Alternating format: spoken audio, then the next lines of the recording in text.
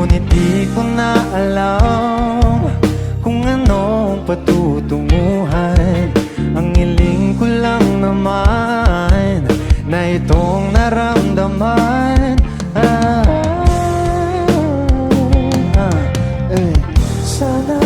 Sana naman ay mapagbigyan na at nang mapakinggan ang tibok ng puso kung sa'yo alam. Para naramdaman ang tunay na kaligayahan. Sana naman mapagbigyan ang tibok ng puso. Oh no, no.